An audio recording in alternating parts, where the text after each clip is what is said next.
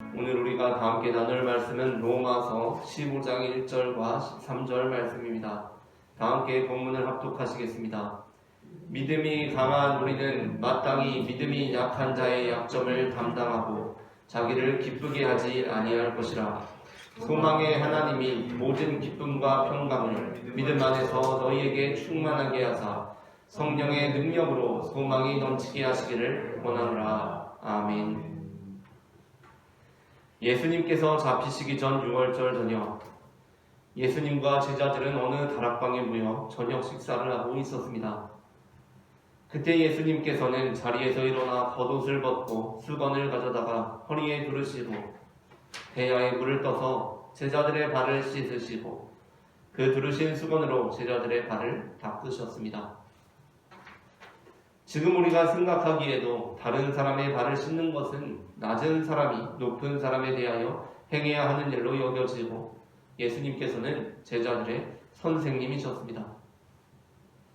그러니까 예수님과 제자들과의 관계에서 만일 누군가가 누군가의 발을 씻겨야 한다면 그것은 제자들이 선생님이신 예수님의 발을 씻겨드려야 했습니다. 그러나 예수님께서는 오히려 제자들의 발을 씻겨주셨습니다. 이것이 바로 예수님께서 우리에게 가르쳐주신 그리스도인의 자세입니다. 창세기 13장에서 아브라함은 롯과의 관계에서 갈등을 맞닥뜨리게 되었습니다. 그것은 아브라함과 롯의 소유가 많아져서 서로 다툼이 벌어지게 되었던 것이었습니다. 1절부터 7절을 한 절씩 교독하시겠습니다. 아브라함이 애굽에서 그와 그의 아내와 모든 소유와 롯과 함께 네겝으로 올라가니 아브라함에게 도처와 돈과 금이 풍부하였더라. 그가 네겝에서부터 길을 떠나 베델에 이르며 베델과 아이 사이 곧 전에 장막 쳤던 곳에 이르니 그가 처음으로 제단을 쌓은 곳이라. 그가 거기서 여호와의 이름을 불렀더라. 아브라함의 이름 롯도 양과 소와 장막이 있으므로 그 땅이 그들이 동거하기에 넉넉하지 못하였으니 이는 그들의 소유가 많아서 동거할 수 없었습니다. 그러므로 함께 읽겠습니다. 그러므로 아브라함의 가축의 목자와 롯의 가축의 목자가 서로 다투고 또 가나안 사람과 브리스 사람도 그 땅에 거주하였더라. 아멘.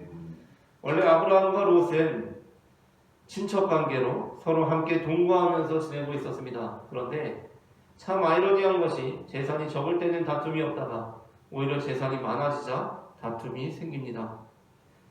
그렇다면 이 문제는 어떻게 해결되어야 하겠습니까? 세상적인 방식에 따르자면 이제 롯은 아브라함으로부터 떠나 자신의 길을 가야 합니다. 그런데 이때 세상적인 방식에서는 그 선택권이 강자들에게 있습니다. 지금 이 대목에서 강자는 집안의 어른인 아브라함입니다. 하지만 아브라함은 약자인 롯에 대하여 자신의 권위를 내세우며 자신의 권리를 주장하지 않습니다. 오히려 아브라함은 약자인 롯에게 먼저 선택권을 줍니다. 8절부터 9절 말씀을 다 함께 합독하시겠습니다. 아브라함이 롯에게 이르되 우리는 한 친족이라 나나 너나 내 목자나 네 목자나 서로 다투게 하지 말자. 네 앞에 온 땅이 있지 아니하냐. 나를 떠나가라. 네가 좌하면 나는 우하고 나는 우하면 나는 좌하니라. 아멘. 그리스도인으로 산다는 것은 약자로 사는 것을 의미하지 않습니다. 그리스도인으로 산다는 것은 강자로 사는 것입니다. 그런데 그렇다고 해서 세상이 말하는 강자로 사는 것을 의미하는 것이 아닙니다. 그리스도인으로서 강자로 산다는 것은 세상의 강자들처럼 약자들로 하여금 우리의 발을 씻기도록 군림하며 살아가는 것이 아니라 예수님처럼 제자들의 발을 씻겨주는 삶을 살아가는 것이며 하나님의 백성으로서 강자로 산다는 것은 세상의 강자들처럼 약자들의 선택권을 박탈하고 나 좋을 대로 행하는 것이 아니라 아브라함처럼 먼저 약자들에게 그 선택권을 양보하는 것입니다.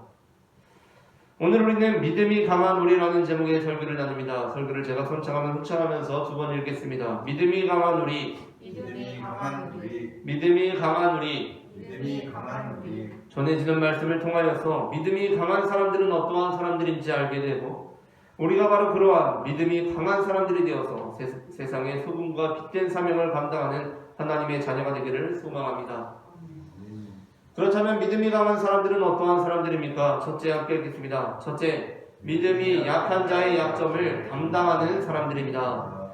로마서 15장 1절부터 2절을 함께 읽겠습니다. 믿음이 강한 우리는 마땅히 믿음이 약한 자의 약점을 담당하고 자기를 기쁘게 하지 아니할 것이라. 우리 각 사람이 이웃을 기쁘게 하되 선을 이루고 덕을 세우도록 할지니라. 아멘. 여기서 믿음이 강한 자들이 마땅히 믿음이 약한 자의 약점을 담당한다는 것은 그 약점을 돌보아주고 보살펴주는 것을 의미합니다. 세상에서는 강한 자들이 약한 자들의 약점을 돌보아주고 보살펴주지 않습니다. 오히려 강한 자들은 약한 자들의 약점을 이용하여 자신들의 강함을 더 극대화하려고 합니다. 하지만 믿음 안에서 형제자매된 우리는 강한 자들이 약한 자들의 약점을 돌보아주고 보살펴줌으로써 그리스도의 몸된 공동체를 이루어갑니다. 사도행전에 등장하는 마가는 본래 신앙이 약했던 사람으로 기록되어 있습니다. 13장 13절 말씀을 다 함께 합독하시겠습니다. 바울과 및 동행하는 사람들이 바보에서 배 타고 밤빌리아에 있는 버가에 이르니 요한은 그들에게서 떠나 예루살렘으로 돌아가고. 아멘. 본문에서 요한이라는 사람은 마가입니다. 그가 바울과의 전도 여행에서 다시 예루살렘으로 돌아간 것은 나중에 15장을 참고해 볼 때 특별한 사유가 있다기보다는 단순한 변심에 의한 것이었습니다. 36절부터 41절 말씀을 교독하시겠습니다. 며칠 후에 바울이 바나바더러 말하되 우리가 주의 말씀을 전한 각 성으로 다시 가서 형제들이 어떠한가 방문하자 하고 바나바는 마가라 하는 요한도 데리고 가고자 하나. 바울은 밤빌리아에서 자기들을 떠나 함께 일하러 가지 아니한 자를 데리고 가는 것이 옳지 않다 하여 서로 심히 다투어 피차 갈라서니 바나바는 마가를 데리고 배 타고 그그르로 가고 바울은 신라를 택한 후에 형제들에게 주의 은혜에 부탁함을 받고 떠나 수레와 빌리기아로 다니며 교회들을 견고하게 하니라. 아멘. 그래서 바울은 두 번째 전도 여행에 마가를 데리고 가지 않습니다. 한번 그의 약함이 드러났기 때문입니다. 전도 여행 같이 가려고 하다가 갑자기 변심해서 안 가니까 얼마나 맥이 빠지는 일이었겠습니까? 그래서 이제 두 번째부터는 같이 다니지 않습니다. 결국 이 사건으로 바울과 바나바는 각자의 길을 가게 되고 이때 마가가 바나바와만 동행하게 됩니다. 이후 바울의 사역은 초대교회에 있어서 바나바보다 점점 더 강한 영향력을 행사하게 됩니다. 그렇다면 이제 바울은 마가에 대하여 어떻게 대해야 합니까? 마가가 아닌 신라를 데리고 가서 바울은 엄청난 사역의 확장을 이루었습니다. 바울은 점점 강한 영향력을 행사하게 되었습니다. 세상적인 방식이라면 점점 더 강해진 바울은 마가의 약점을 이용해서 그 위에 군림하려고 해야 합니다. 그 약점을 이용해 자신의 강함을 더 극대화해야 합니다. 마가를 철저하게 소외시키는 것이 세상의 방식입니다. 하지만 바울은 그렇게 하지 않습니다. 바울은 점점 강해질수록 약자인 마가를 돌아보며 그를 포용하게 됩니다. 이에 대한 증거는 바울의 서신들에 종종 나타나고 있습니다. 대표적으로 디모데후서 4장 9절부터 11절 말씀을 합독하시겠습니다. 너는 어서 속히 내게로 오라. 데마는 이 세상을 사랑하여 나를 버리고 데살로니가로 갔고 크레스게는 갈라디아로 디도는 달마디아로 갔고 누가만 나와 함께 있느니라. 네가 올 때에 마가를 데리고 오라. 그가 나의 일에 유익하니라. 아멘. 바울은 이 세상을 사랑하여 자신을 버리고 데살로니가로 간 데마에 대하여 아쉬움을 표합니다. 그렇게 갈라디아로 간 크레스게, 달마디아로 간 디도에 대해서도 마찬가지입니다. 그런데 바울이 데려오라고 하는 마가가 바로 어떠한 사람입니까? 그 마가가 바로 바울을 떠나 예루살렘으로 돌아갔던 사람입니다. 그러므로 바울은 지금 마가를 자신에게로 데려오려고 하면서 데마 역시, 크레스게 역시, 디도 역시 그 간절한 마음으로 그들을 기다리고 있는 것입니다. 바울은 그의 약점을 품고 그가 자신에게 유익한 사람이라고 말씀하고 있습니다. 우리가 우리보다 비교적으로 조금 더 강한 사람, 조금 더 힘이 있는 사람과 등산을 하게 될 때 그 사람은 우리보다 당연히 훨씬 산을 잘 오릅니다. 그런데 우리보다 비교적 좀 잘하는 사람은 우리보다 앞서가면서 우리를 재촉하고 우리를 심지어 나무라기도 합니다. 하지만 우리보다 비교적으로 힘이 강한 사람이 아니라 우리보다 절대적으로 강한 사람은 그렇게 뒤처진 우리의 짐을 대신 들어주고 우리를 업고 산을 오릅니다. 우리보다 비교적 산을 잘 타는 내 친구들은 나를 재촉하고 나를 나무라지만 우리보다 절대적으로 힘이 강한 아버지께서는 우리의 짐을 대신 들어주시고 우리를 업고 산을 오르신다는 것입니다. 그리스도의 몸된 공동체 안에도 정말 강한 사람들은 어떠한 사람들입니까? 만일 우리가 연약한 지체들을 재촉하고 나무라기만 하고 있다면 우리는 우리 역시 그와 동일하게 연약한 존재라는 것을 나타내고 있는 것입니다. 진짜 강한 그리스도인은 다른 약한 지체들의 약함을 돌보아줍니다. 그들을 재촉하고 나무랄 필요가 무엇이 있습니까? 내가 이렇게 강하니 그들의 짐을 대신 들어주고 그들을 업고 가면 되는 것 아닙니까? 그러므로 우리는 역으로 그들과 동일하게 연약한 지체들이니 그들을 재촉할 필요도 나무랄 필요도 그럴 자격도 없는 존재들이라는 것입니다. 우리 모두가 강한 그리스도인이 되어 연약한 지체들의 약함을 담당하는 성도가 되기를 소망합니다. 다음으로 둘째 함께 읽겠습니다. 믿음이 강한 사람들은 어떠한 사람들인가? 다음으로 둘째, 그리스도 예수를 본받는 사람들입니다. 로마서 15장 3절부터 6절 말씀을 한 절씩 교독하시겠습니다. 그리스도께서도 자기를 기쁘게 하지 아니하셨나니 기록된 바 저를 비방하는 자들의 비방이 내게 미쳤나이다 함과 같으니라. 무엇이든지 전에 기록된 바는 우리의 교훈을 위하여 기록된 것이니 우리로 하여금 인내로 또는 성경의 위로로 소망을 가지게 함이니라. 이제 인내와 위로의 하나님이 너희로 그리스도 예수를 본받아 서로 뜻이 같게 하여 주사 한 마음과 한 힘으로 하나님 곧 우리 주 예수 그리스도의 아버지께 영광을 돌리게 하려 하노라. 아멘. 연약한 사람들은 그 기준 자체가 낮습니다. 약한 사람들은 그 목표 자체가 낮게 설정됩니다. 그러나 강한 사람들은 그 기준과 목표 자체가 높이 있습니다. 그래서 그리스도 안에서 강한 믿음을 가지고 있는 이들은 다른 사람들과 자신을 비교하며 약한 사람들을 무시하고 다른 사람들보다 나은 자신의 모습에 도취되어 우월감에 사로잡혀 살아가는 사람들이 아닙니다. 오히려 믿음이 강한 사람들은 매우 겸손한 모습을 보입니다. 왜냐하면 이들의 기준은 그리스도 예수께 있기 때문입니다. 세례 요한은 성경에서 매우 중요한 인물입니다. 심지어 예수님께서는 세례 요한에 대하여 이렇게 말씀하기도 하셨습니다. 마태복음 11장 11절 말씀을 낭독하시겠습니다. 내가 진실로 너희에게 이르노니 여자가 낳은 자 중에 세례 요한보다 큰 이가 일어남이 없도다. 아멘. 이 말씀은 엄청난 찬사 아닙니까? 이제까지 구약시대에 얼마나 위대한 인물들이 많이 있습니까? 아브라함, 모세, 다윗, 엘리야 엄청나게 위대한 인물들이 있습니다. 그런데 예수님께서는 이렇게 말씀하셨습니다. 내가 진실로 너희에게 이르노니 여자가 낳은 자 중에 세례 요한보다 큰 이가 일어남이 없도다. 여러분은 만일 우리가 예수님으로부터 이런 칭찬을 받게 되면 어떤 마음이 들겠습니까? 여자가 낳은 자 중에 이용세보다 큰 사람이 없다. 이용세보다 대단한 사람이 없다. 이용세보다 거룩하고 하나님의 뜻을 따르는 사람이 없다. 라는 말씀을 듣는다면 좀 거만하게 행동하게 될 것 같기도 합니다. 세례 요한은 좀 거만하게 행동해도 되지 않습니까? 예수님께서 인정한 사람입니다. 그러면 좀 은수대소 될 것 같습니다.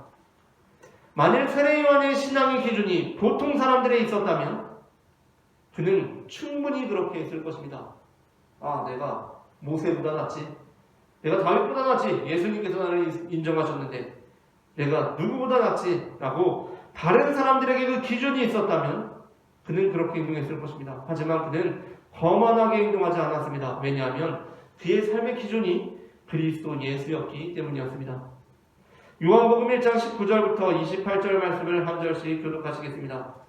유대인들이 예루살렘에서 제사장들과 레위인들을 요한에게 보내어 내가 누구냐 물을 때 요한의 증언이 이러하니라.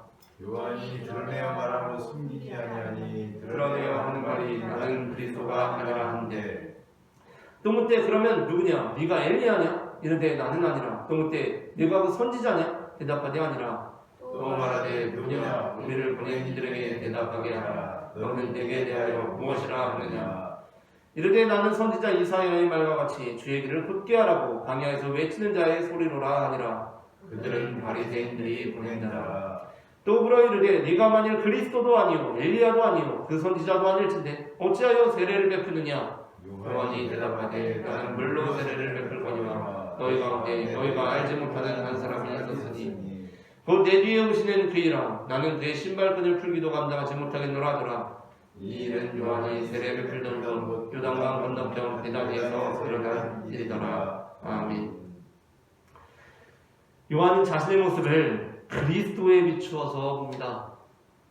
그러므로 그는 참으로 주의 길을 곧게 하는 자, 주님의 길을 예비하는 자가 될 수 있었던 것입니다. 시골 마을에서 동네 어르신들의 예쁨을 받고 싶던 길동이는 어른들이 동네에서 아주 예뻐하는 개 백구에게 묘한 질투심을 느끼고 있었습니다. 길동이가 시골 마을에 사는데 나도 어른들한테 좀 예쁨을 받고 싶은데 어른들이 동네에 돌아다니는 개 백구만 좋아하니까 이상하게 그 개 백구한테 묘한 질투심을 느끼고 있었습니다. 어른들은 길동이를 보면 본체만체인데 백구를 보면 다들 사랑스러운 눈빛으로 바라보고 막 가서 만져주고 쓰다듬어 주었습니다. 그래서 길동이는 내가 백구보다 나은 존재라는 것을 어르신들에게 보여주기로 작정했습니다. 그리고 동네 사람들을 다 불러 모으고 백구와 달리기 대결을 선보였습니다. 내가 백구를 이길 것으로 생각하고 백구와 달렸는데 하지만 그것은 길동이의 판단 차보였습니다. 백구의 달리기는 상당히 빨랐고 길동이는 백구에게 달리기를 지고 말았습니다. 그때부터 동네 어르신들은 길동이를 개보다 달리기를 못한 길동이라고 불렀습니다. 저기 개보다 달리기를 못한 길동이가 오는구나 라고 불렀습니다. 그런데 그게 너무 길지 않습니까? 개보다 달리기를 못한 길동이라고 부르기가 너무 귀찮으니까 다음날부터는 개보다 못한 길동이라고 불렀습니다. 길동이는 자신이 그렇게 불리는 것에 몹시 화가 났습니다. 그래서 다시 어르신들에게 백구와의 대결을 선보였습니다. 길동이는 이번에는 백구를 반드시 이겨서 개보다 못한 길동이라는 이 치욕을 벗어나야겠다고 생각했습니다. 그래서 길동이가 이길 수밖에 없는 개가 못하는 게 뭘까 생각해서 윗몸 일으키기를 제안했습니다. 백구는 당연히 윗몸 일으키기를 하나도 할 수 없었고 백구는 0개, 길동이는 30개로 길동이가 이겼습니다. 그래서 길동이는 이제 기분 좋게 사람들이 이제 나를 대단하다고 하겠지, 어르신들이 나를 이뻐하겠지 라고 생각했습니다. 그런데 참 이상한 일이었습니다. 다음날부터 길동이는 개보다 윗몸 일으키기를 더한 길동이라고 불리기 시작했고 그게 참 길었는지 그게 귀찮았는지 사람들은 개보다 더한 길동이라고 부르기 시작했습니다. 참 이상했습니다. 개에게 졌을 때는 개보다 못한 길동이라고 불려서 기분이 나빴는데 이번엔 개를 이겼는데 개보다 윗몸 일으키기를 더한 길동이를 줄여서 개보다 더한 길동이라고 불리니까 이번에도 기분이 좋지 않았습니다. 길동이는 난감했습니다. 그래서 이렇게 스스로 자초한 어려움을 빠져나갈 수 있는 유일한 길은 이제 내가 시작한 일이니 이걸 끝내기 위해서는 백구에게 지지도 않고 백구를 이기지도 않고 비기는 방법밖에 없다고 생각하고 어르신들을 다 모아놓고 내가 백구와 받아쓰기 시험을 보겠습니다 라고 선보였습니다. 그래서 일부러 다 틀려서 백구도 빵점, 길동이도 빵점이 되었습니다. 드디어 비겼습니다. 다음날부터 길동이는 개와 받아쓰기 점수가 같은 길동이라고 불리게 되었고 다음날부터 어떤 이름으로 불렸을지는 상상해 보시기 바랍니다. 길동이는 다음날부터 역시 개 같은 길동이라고 불렸습니다. 우리가 무엇을 우리 인생의 기준으로 삼고 살아가느냐에 따라 하나님으로부터 우리가 얻는 칭호는 달라집니다. 우리가 이 세상을 기준으로 살아갈 때 우리가 아무리 잘 나가더라도 하나님께서는 우리를 저 세상에서 잘 나가는 길동이 라고 부르십니다. 세상을 기준으로 삼는데 또 세상에서 성공하지도 못했습니다. 실패했습니다. 그러면 하나님께서는 우리를 이렇게 부르십니다. 세상에서 실패한 길동이. 그리고 그럭저럭 살아가도 세상에서 그냥 그럭저럭 잘 살고 있는 길동이 라고 부르십니다. 그러나 우리가 그리스도 예수를 우리 삶의 기준으로 두고 살아갈 때 우리는 주님과 함께 걸어가면 주님과 동행하는 길동이가 됩니다. 그리고 주님과 함께 가다가 어쩌다 주님으로부터 뒤쳐졌습니다. 그때 하나님께서는 우리를 주님을 따르는 길동이라고 부르십니다. 그리고 어쩌다 정신없이 가다가 주님보다 앞서가게 되었습니다. 그때 하나님께서는 우리를 바라보시면서 주님의 길을 예비하는 길동이라고 부르신다는 것입니다. 그렇게 믿음 안에서 진짜 강한 사람들은 그리스도 예수를 삶의 기준으로 두고 살아갑니다. 왜냐하면 그것이 하나님께 인정받는 유일한 길이기 때문입니다. 마지막으로 셋째 함께 읽겠습니다. 믿음이 강한 사람들은 어떠한 사람들인가? 셋째, 성령의 능력을 사모하는 사람들입니다. 로마서 15장 13절 말씀을 함께 합독하시겠습니다. 소망의 하나님이 모든 기쁨과 평강을 믿음 안에서 너희에게 충만하게 하사 성령의 능력으로 소망이 넘치게 하시기를 원하노라. 아멘. 우리가 생각할 때 강한 사람들은 자기 힘으로만 살 것 같습니다. 그러나 바울은 믿음이 강한 사람들에게 너희는 강한 믿음을 가지고 있으니 너희의 힘으로, 너희의 능력으로 한번 잘해보라고 격려하지 않습니다. 바울은 믿음이 강한 자들에게 소망의 하나님이 모든 기쁨과 평강을 믿음 안에서 그들에게 충만하게 하사 성령의 능력으로 소망이 넘치게 하시기를 원합니다. 믿음이 강한 사람들은 우리들의 능력이 성령의 능력 안에서 더 극대화되고 막강해진다는 것을 알고 있습니다. 그래서 믿음이 강한 사람들은 우리들의 힘으로 해보려고 하지 않고 오히려 성령의 능력을 더 간절히 사모하는 사람들이라는 것입니다. 옛날부터 길동인의 나라와 몽룡인의 나라는 사이가 좋지 않았습니다. 이 두 나라는 자주 부딪혔고 다투고 전쟁을 치러왔습니다. 그러던 어느 날 저 멀리 서방에서 온 무역상이 건장한 군마 몇 피를 데려와서 길동인의 나라와 몽룡인의 나라에 3마리씩 팔았습니다. 그렇게 건장한 군마는 이제까지 본 적이 없는 길동인의 나라 사람들과 몽룡인의 나라 사람들은 엄청난 충격을 받았습니다. 말이 그렇게 크고 힘 있는 말은 본 적이 없었기 때문이었습니다. 그때부터 길동인의 나라 사람들은 그 큰 군마의 엄청난 힘과 그 승력에 충격을 받고 그 말보다 더 센 힘과 빠른 승력을 얻기 위해 모든 것을 투자하여 매일 훈련에 매진했습니다. 야, 저 말이 풀만 먹고 저렇게 빨리 달리고 저렇게 큰 힘을 내는 것을 보니까 우리도 열심히 해서 저 말보다 더 힘이 세지고 더 빨리 달려보자 했던 것입니다. 그렇게 열심히 훈련했습니다.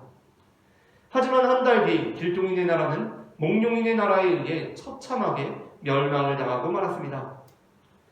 그렇다면 길동인의 나라는 말보다 더 힘이 세지고 말보다 더 빠른 성령을 내기 위해 그렇게 노력했는데 모든 것을 투자했는데 왜 몽룡인의 나라에 의해 처참하게 무너지고 만 것입니까? 그 이유는 몽룡인의 나라는 모든 것을 투자하여 그 무역상으로부터 더 많은 군마를 사들였기 때문이었습니다. 그렇게 몽룡인의 나라 군인들은 군마를 타고 길동인의 나라에 쳐들어갔습니다. 길동인의 나라 사람들이 한 달간 모든 에너지를 들여서 말보다 더 힘이 세지고 더 빨라지기 위해 훈련했다고 해도 군마를 타고 쳐들어온 몽룡인의 나라 군인들을 도저히 이길 수가 없었습니다. 그렇게 승리한 몽룡인의 나라의 왕 몽룡인은 이러한 유명한 말을 남겼습니다. 우리는 말과 경쟁하지 않는다. 우리는 말을 타려고 한다. 우리는 말과 경쟁하지 않는다. 우리는 말을 탄다. 라는 말을 남겼습니다. 진정한 강함은 악조건 속에서도 빛을 발합니다. 그러나 그렇다고 해서 세상에 강한 사람들이 자신들의 강함을 나타내기 위해 악조건을 일부러 추구하는 것은 아닙니다. 악조건은 우리의 삶에 부득이 찾아오는 것이며 다만 그런 상황 속에서도 강자들은 그것을 그들의 힘으로 극복해내는 것입니다. 그렇다면 강자들이 추구하는 것은 무엇입니까? 그들의 강함을 더 극대화해주는 것들입니다.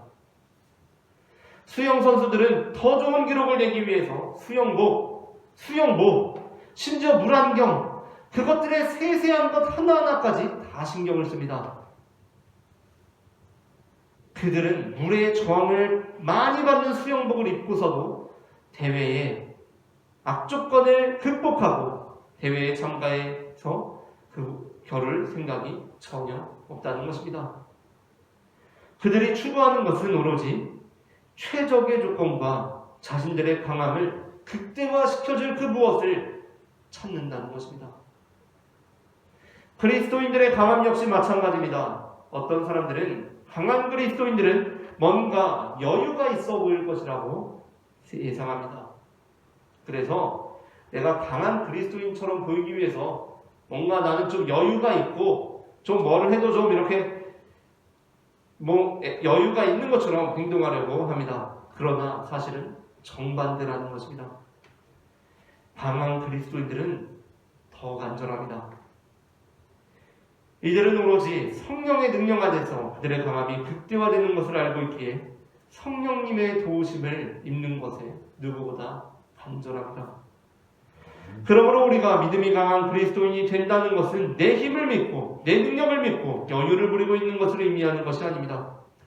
우리가 믿음이 강한 그리스도인이 된다는 것은 더 철저하게 성령 하나님을 간절히 구하는 것입니다. 그분의 능력과 도우심을 간청하는 것입니다. 그 분말을 얻기 위해 그 먼 길을 떠나서 분말을 얻어오는 것입니다. 길동인의 나라 사람들이 아무리 노력해도 분말을 타고 오는 몽룡인의 나라 사람들을 이길 수 없었던 것처럼 믿음이 강한 우리는 우리가 성령을 힘입게 되면 그 어느 것도 우리를 대적할 수 없음을 알고 있습니다. 말씀을 마칩니다. 믿음이 강한 우리는 믿음이 약한 자의 약함을 담당하며 그리스도 예수를 본받으려 하고 성령의 능력을 사모함으로 우리의 강함을 나타냅니다. 우리가 믿음이 약한 자들이 아니라 믿음이 강한 자들이 되기를 소망합니다. 그래서 하나님께 영광을 올려드리고 교회 가운데 덕을 세우고 세상 가운데 감동을 주는 성도가 되기를 바랍니다.